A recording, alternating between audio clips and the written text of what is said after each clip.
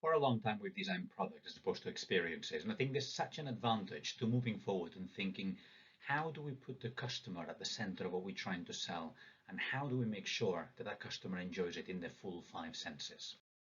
Designing experiences means essentially putting the pleasure, the positive emotions, the senses that the individual will feel, whether enjoying your product or your service, at the heart of how you design. Okay, you're thinking specifically, how will you make that person feel and what will they take away from it? And when we design a sustainable experience, we're also thinking, how will that improve the well-being of that individual? As well as how will it improve the positive sustainability benefits for the place where that's occurring. So we're going to think about the aesthetics, the color, the light, and how this contributes to how somebody will feel. We're going to look at how we'll enhance those experiences through music, through sound, whether it's the sound of birds or whether it's the sound of peace and tranquility. You'll consider all those elements as part of your experience design. You'll think of textures. How will we help people touch things, feel emotions by touching cold water, or encouraging to hug a tree, or encouraging to feel the cold or the warmth of the place where they are. You look at how will we benefit from odors and tastes as part of your visitor experience. And specifically, we'll design it in a way that we can be as inclusive and as accessible as possible. What we learned from this great example from Compiègne in France is that people don't want to feel like they're going on a school tour when they're visiting a forest, for example, and they're learning about nature. The word learning is too harsh, whereas if we put the emphasis on forest bathing with friends, or a botanical treasure hunt with a family, or discovering the culinary flavors of wild plants, we really create a much deeper connection with nature, and people get to enjoy it in a way that's more fulfilling and more lasting.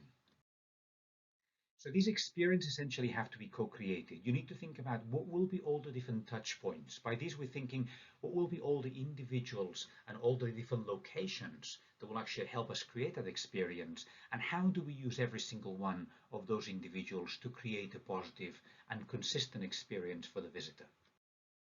This importance of sense of belonging in how we create experiences is best exemplified with Lumiere Durham.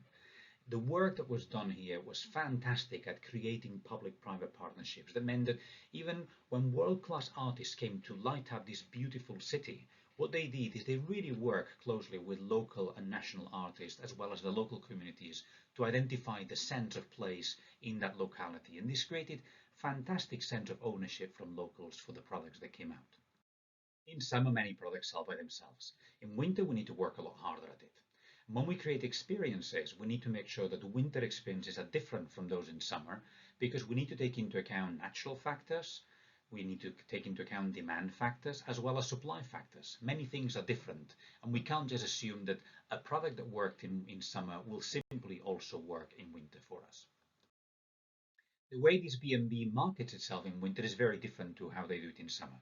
The emphasis in winter is the chance of sharing good times indoors, the provision of board games, equipment for children, and all their marketing, as well as the experience they'll give you when you get there, is around this creation of human interaction opportunities.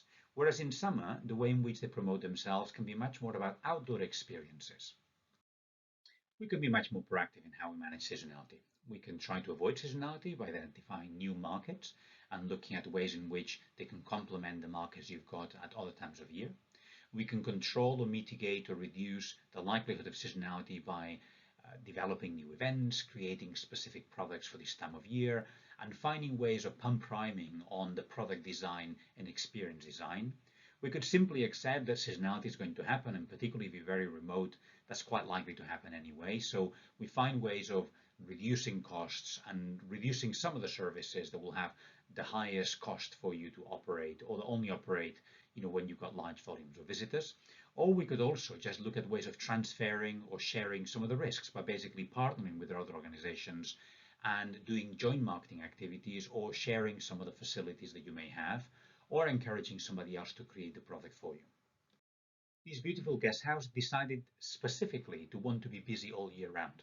And what they do in winter is encouraging all sorts of activities that by themselves would be running at a loss, but essentially by putting them together with a package of other activities and accommodation just allows them to break even and keep the place busy all year round. And it creates that sense of buzz that otherwise you wouldn't be able to have.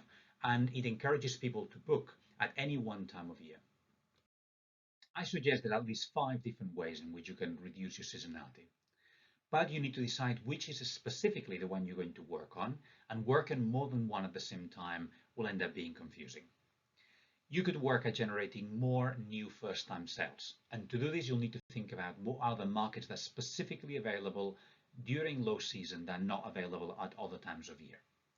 You could think about, with your current customers that you've got, how to encourage them to repeat purchasing and to come back in the winter. And that's going to be very different in how you approach them to generating first-time sales. You can think about, how will I get more volume of sales for the products that I already have if you don't have the ability to create new products?